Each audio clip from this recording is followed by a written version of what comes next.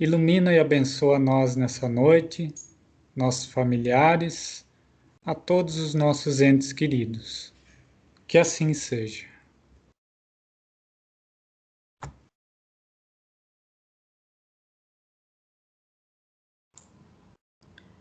Bem, pessoal, esses problemas de conexão fazem parte das nossas atividades agora, então, como a gente sempre vem comentando, se por acaso não visualizam o texto, não visualizam as imagens, ou se a imagem fica travada, é problema na conexão de quem está recebendo.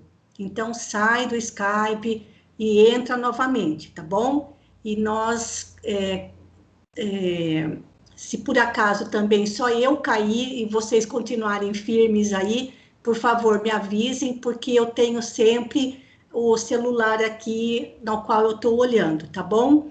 Lourdes, eu já desativei o seu microfone, só falta você desativar sua câmera. Pronto, agora está tudo certo. Eu vou começar então eu vou compartilhar então o texto aliás, o PowerPoint. Aí vocês só me digam, por favor, se estão visualizando bem. Se está tudo em ordem aí para vocês. Tá ok, Malu, ok. Tá ok? Tá bom. Sim. Bem, o título da nossa apresentação de hoje, talvez por enquanto não dê para a gente entender bem o significado, que vai ficar mesmo conforme a gente for caminhando nos nossos comentários. Eu já fiz essa apresentação algumas vezes, não somente lá na nossa casa de oração, no grupo Allan Kardec, mas também no Luz e Caridade. Então, alguns de vocês já ouviram e já presenciaram e já sabem do que se trata. Mas para muitos ainda vai ser novidade, tá certo? Então, vamos lá. Há uma canção de Natal pouco conhecida no Brasil. O título dela em inglês é The Little Drummer Boy, ou seja, o pequeno menino tocador de tambor.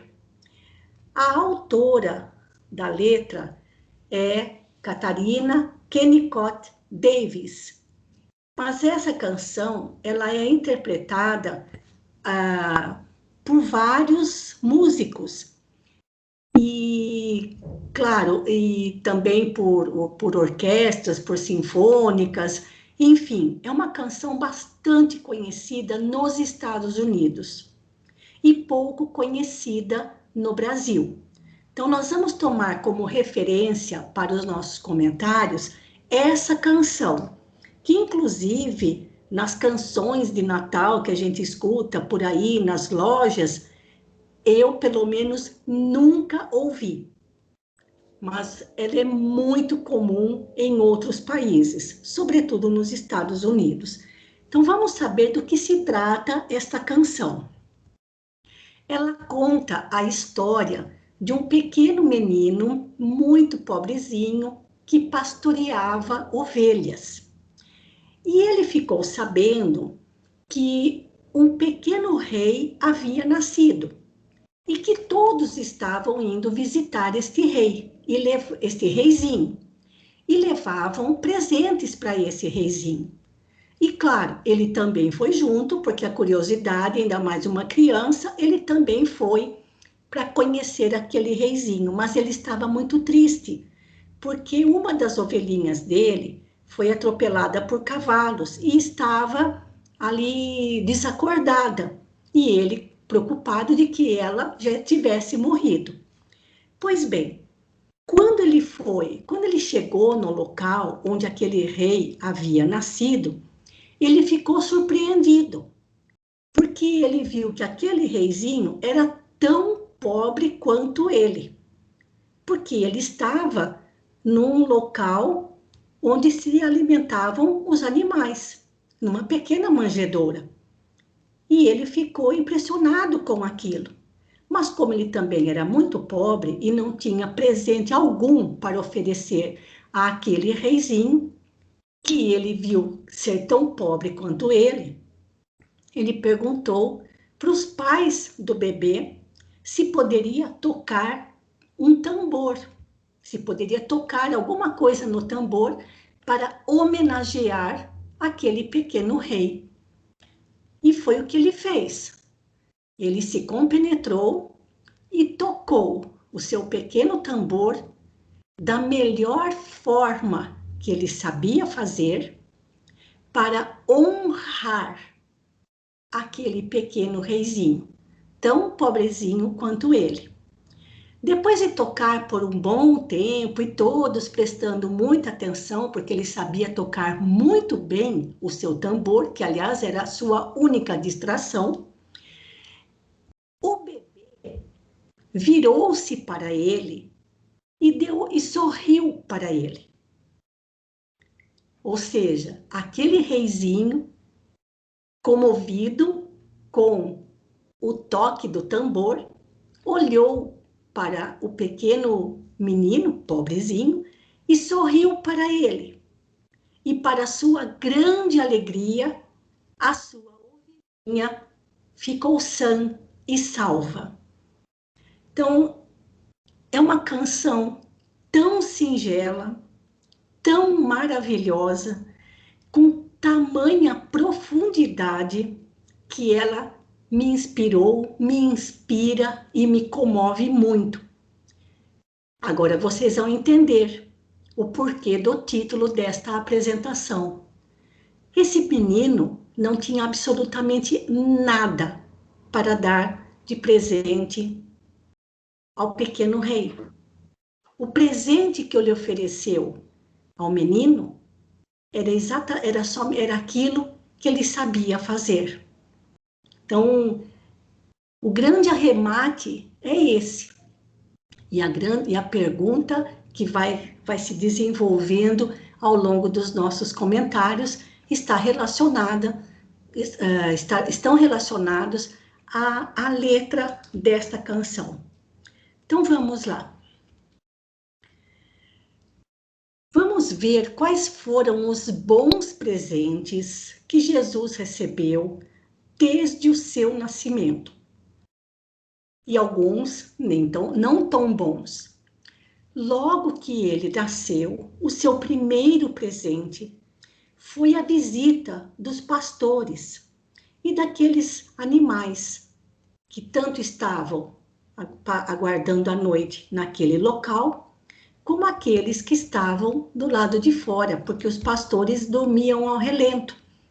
Então, quando tiveram a notícia de que um pequeno rei havia nascido para nós, o primeiro presente do menino foi a visita curiosa, daquelas pessoas simples, pastores de ovelhas. Alguns dias depois, ele recebe como presente a visita de 3 magos, ou melhor, 3 homens sábios, que trouxeram a ele, segundo a tradição cristã, presentes muito curiosos. E eu fico pensando em Maria, se era exatamente aquilo que ela gostaria de receber de presente para o seu bebê. Porque hoje as mães ficam muito felizes quando recebem de presente para os seus recém-nascidos vários e vários pacotes de fraldas descartáveis. Pois bem, um trouxe ouro, outro trouxe incenso e outro trouxe mirra, segundo a tradição cristã, deixando, acredito, os pais de Jesus muito intrigados. Ouro, porque se homenageava um rei. Incenso, assim como o incenso era queimado no templo, representando a espiritualidade daquele rei, e a mirra, que era utilizada para limpar os cadáveres. Então, se é que as coisas realmente se sucederam desta forma, conforme narram os evangelhos, aqueles 3 presentes já estavam, na verdade, determinando qual seria a trajetória daquela pequena criança. Passado 8 dias, os pais, Maria e José, levaram Jesus ao templo em Jerusalém, como era da tradição judaica, para tratarem da circuncisão de Jesus. E lá ele recebe como presente o colo carinhoso de Simão, do velho Simeão, que se emocionou bastante ao ter Jesus no colo. Como nós já comentamos com vocês na semana passada, este episódio é narrado por Irmão X no livro Pontos e Contos. Vale a pena ler, porque realmente é muito emocionante. Então, um dos presentes de Jesus foi ser carregado no colo, carinhoso, amoroso, do velho Simeão, que aguardava no templo a chegada do Senhor. Também vimos na semana passada, aos 12 anos, Jesus ser levado ao templo novamente em Jerusalém para sua iniciação nos mandamentos da Torá. E aí, Jesus, já um menino de 12 anos, recebe um presente dos velhos e orgulhosos doutores da lei, que ficaram admirados, de queixo caído, perante aquele menino. Algum problema, gente? Algum problema com o som? Eu vou voltar na tela. Tudo bem? Deixa eu ver. Vocês estão me ouvindo bem? Só para ter certeza de que está tudo fechado aqui com os microfones? Sim, Malu. Tudo em ordem? Tá ok. Sim. O microfone da Lourdes está aberto. Lourdes, eu vou fechar seu microfone novamente, tá bom? Por favor, não mexa no seu celular para não acontecer de novo, tá? Então, vamos voltar lá na tela, então. Eu estava aqui. Tudo certo com a imagem? Tá ok, Malu. Então, vamos lá. Então, Jesus, menino, aliás, mocinho, aos 12 anos, recebe a atenção dos velhos doutores da lei para suas colocações, para suas interpretações dos mandamentos da Torá. Também vimos na semana passada que Jesus recebeu de seu pai José o ofício de carpinteiro, aprendendo a lidar com a madeira. Foi essa a sua profissão e o seu trabalho até por volta dos seus 30 anos. Quer dizer, além de todo o amparo que teve de seu pai, também dentro da tradição judaica, aprendeu com ele o ofício de carpinteiro. Já adulto, por volta dos seus 30 anos, Jesus ganhou como presente os 12 discípulos, a maioria iletrada, trabalhadores da pesca, homens acostumados a uma vida dura, uma vida rude, sofrida para a sua própria subsistência. Então, a sua turma passa a ser os seus 12 companheiros, e esse foi o seu presente, logo que um dos seus primeiros presentes, quando começou a sua missão aqui na Terra. Embora a sua missão efetivamente tenha começado, tão logo ele já tenha nascido. Mas aqui a sua tarefa propriamente dita de divulgação do seu evangelho. Jesus também recebia com frequência o carinho, a alegria, aquele contentamento que só as crianças sabem dar. A inocência, a simplicidade, a ingenuidade. E Jesus utilizou a figura da criança para muitos dos seus ensinamentos. As mães levavam as crianças, muitas vezes doentes, subnutridas, até Jesus, para que Jesus colocasse as mãos sobre elas e as abençoasse. Então, quanta criançada não devia rodear Jesus? E vejam como as crianças, sendo sempre muito sinceras, elas não iriam querer se aproximar de uma pessoa que fosse sisuda, carrancuda, brava. Não, se elas gostavam tanto de estar perto de Jesus, é porque ele, também com elas, era uma pessoa maravilhosa, alegre, jovial, sempre contente com elas. Então, das crianças, Jesus recebeu muito carinho. Vimos ontem, na leitura que a Ritinha fez do livro Convites da Vida, a cura dos 10 leprosos. E somente de um deles, Jesus recebeu a gratidão. E este cego que voltou para agradecer a cura a Jesus, aliás, este leproso que voltou para agradecer a Jesus, era samaritano. E os outros leprosos, quando perceberam que estavam curados do seu mal, saíram felizes, dando as costas ao mestre, sem nem sequer agradecer a ele. Então, o gesto de gratidão a Jesus partiu de um leproso samaritano. Jesus também recebeu a atenção e a aflição de todos aqueles, de todo aquele povo simples e sofrido da Galileia, que o ouvia aos pés do monte, às margens do grande lago de Genezaré.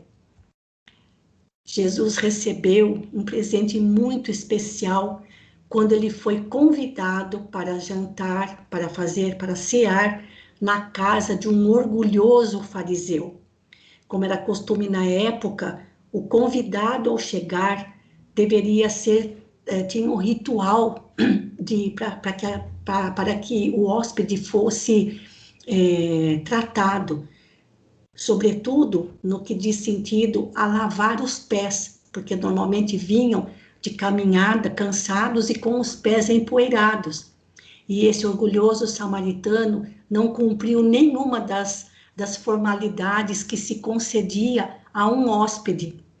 E entrando na casa do fariseu,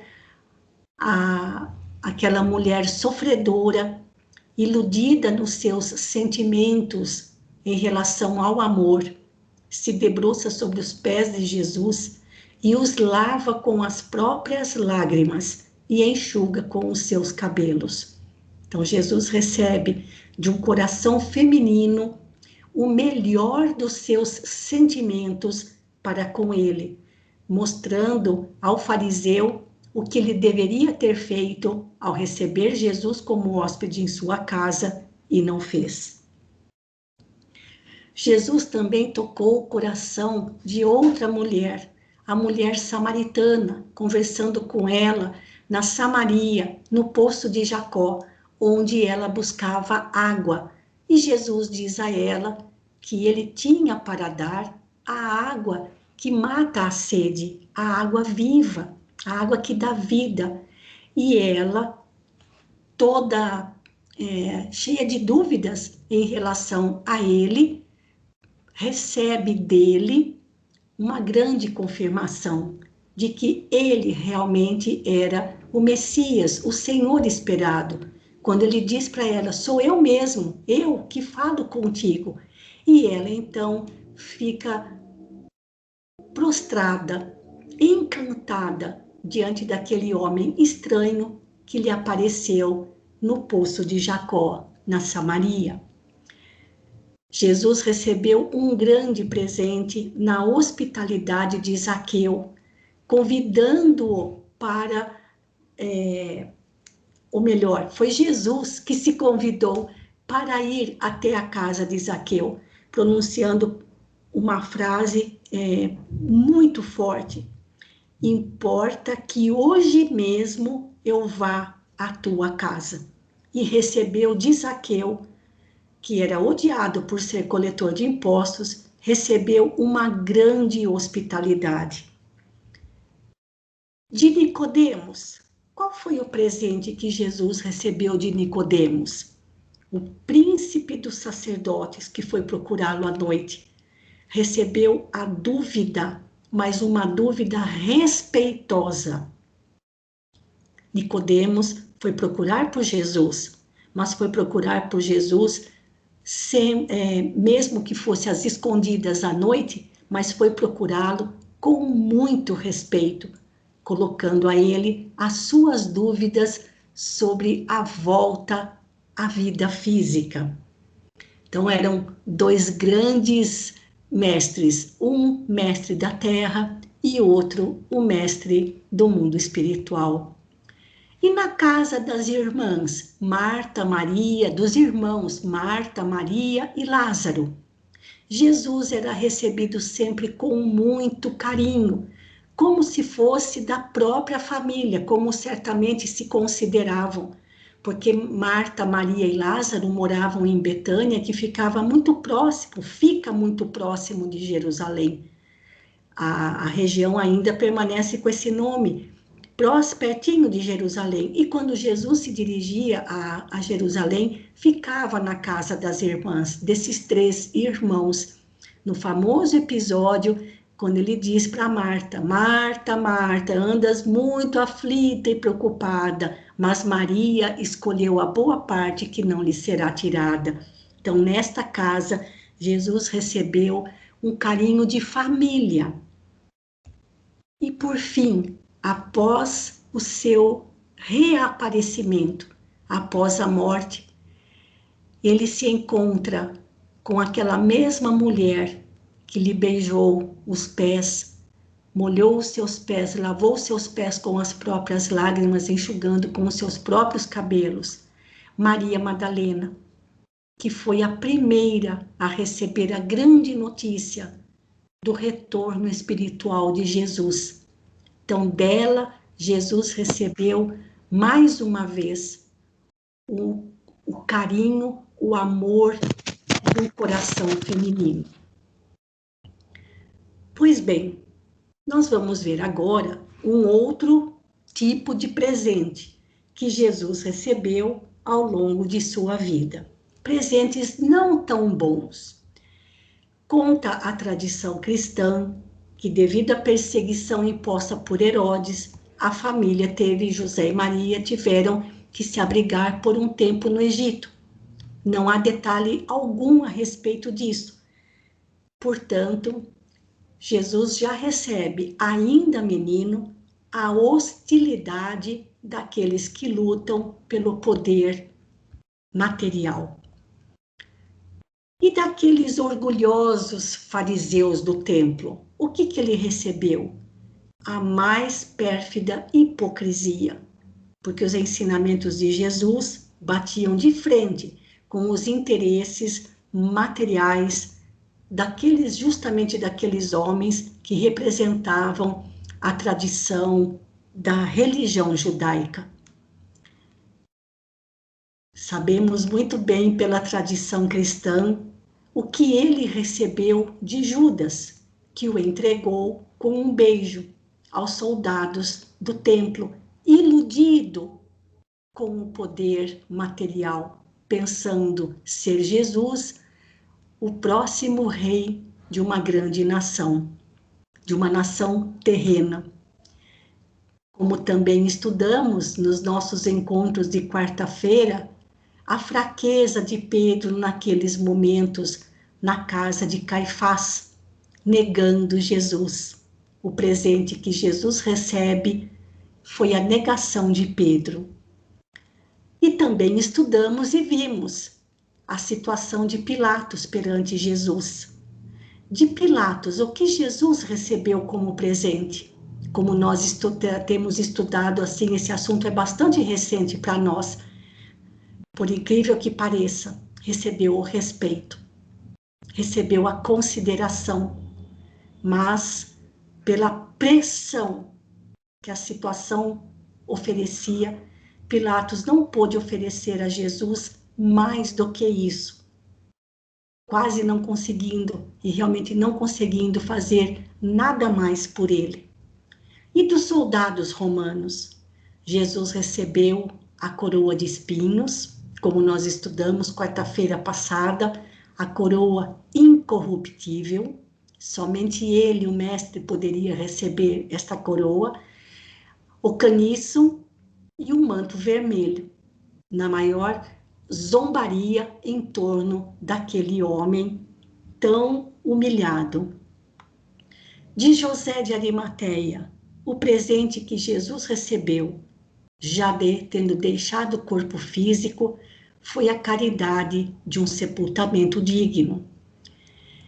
E ainda não terminamos, porque depois, ainda com os discípulos, Jesus recebe a dúvida de Tomé, que precisava tocar nas chagas do seu corpo para provar ou para acreditar que aquele ser que lhe aparecia realmente era o próprio Mestre. Pois bem, gente, meio de tantos presentes que Jesus recebeu, de cada um com quem ele cruzou no seu caminho, e muitos outros que não sabemos, somente a literatura e os contos vão mostrando para nós, fica então a grande pergunta: o que temos de nós mesmos para oferecer a Jesus? Eu, particularmente, nunca havia pensado nisso, e só comecei a pensar nisso depois que eu ouvi aquela canção do pequeno tocador de tambor. O presente que ele ofereceu a Jesus era aquilo, algo de si mesmo. Ele não usou outro recurso, porque não tinha, mas ele ofereceu naquele momento o que ele sabia fazer de melhor e fez o melhor que pôde para honrar aquele pequeno reizinho. E nós, o que temos de nós mesmos para oferecer a Jesus? Essa é a grande questão. O que temos para oferecer de presente a Jesus? Porque qualquer coisa que a gente queira fazer nesse sentido, não vai ser de nós mesmos. Eu vou levar para Jesus um ramo de flores. Nós plantamos as flores, ou vamos lá na floricultura e compramos um ramalhete. Vou oferecer a Jesus um cesto de frutas, mas somos nós que plantamos e esperamos a colheita para oferecer os frutos a Jesus? Bom, então eu vou fazer para Jesus alguns pães. Bom, muita gente sabe fazer pão, eu nem isso sei fazer. Ou vou fazer a Jesus alguns bolinhos. Não adianta passar na casa de bolo para comprar pronto. Tem que saber fazer para dar de si mesmo. E por aí vai, gente. Então, depois de ter ouvido aquela canção, me tocou profundamente, porque pensei cá com os meus botões. De mim mesma, não consigo achar nada que eu pudesse oferecer ao Mestre como presente. Porque ele recebeu, ao longo da sua trajetória, aqui com a gente, nesse planeta, cada personagem, cada pessoa com quem ele foi se encontrando ao longo da sua tarefa, cada personagem ofereceu a ele o que tinha de si, no estágio evolutivo em que se encontrava. Alguns bons e outros nem tanto. Então, nós precisamos começar a pensar nisso. E nesta época do ano, existem muitas opções, pensando que estamos presenteando Jesus. Nós pensamos que presenteamos Jesus quando cantamos. Cantamos sozinhos ou cantamos em corais, cantando canções natalinas. Pensamos que damos presentes a Jesus quando presenteamos os nossos amigos e entes queridos. Pensamos que damos presentes a Jesus quando participamos de distribuições para famílias e crianças necessitadas. E também quando fazemos a ceia de Natal em família, pensamos que desta maneira estamos comemorando o Natal, comemorando o nascimento de Jesus. Isso é o que nós pensamos. E vejam que todas essas ações envolvem somente coisas de ordem material. Pois bem, Emmanuel, como sempre, tem alguns puxões de orelhas para a gente, porque ele diz que tudo que fazemos não passa de manifestações exteriores. Olha só o que ele diz. Podemos admitir a grandeza de Jesus e tributar-lhe honrarias. Vamos estudar-lhe as lições e transmitir os ensinamentos. É o que estamos tentando fazer já há algum tempo nos encontros de quarta-feira e de quinta com a turma do Luz e Caridade. Podemos nos apaixonar por seu apostolado, e realmente estamos apaixonados, e exaltar-lhe a personalidade nos valores artísticos.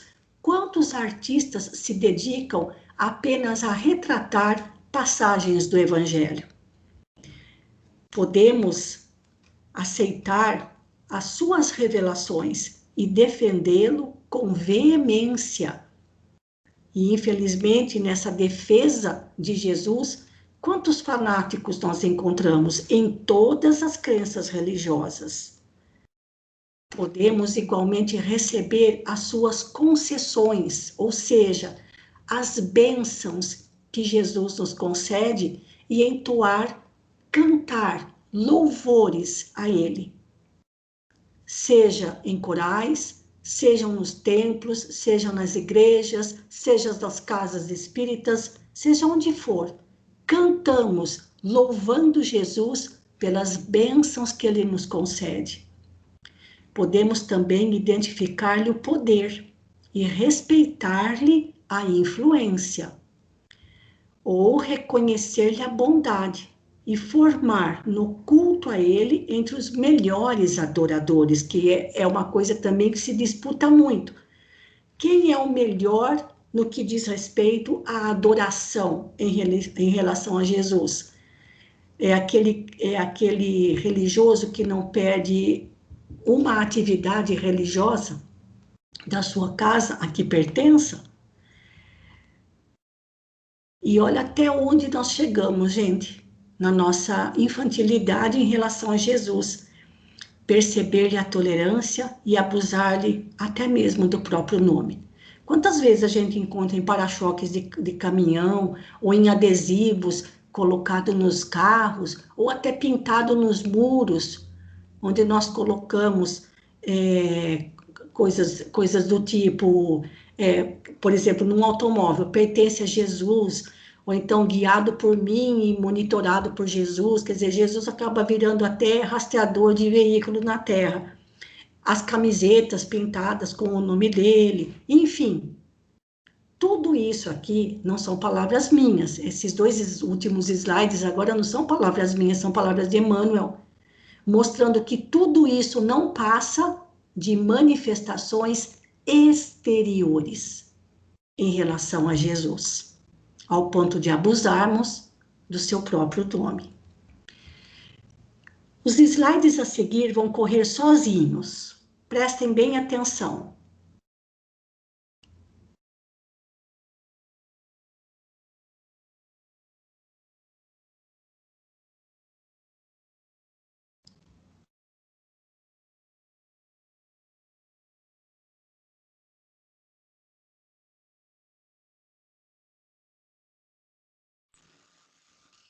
Qual é a palavra mágica do Evangelho?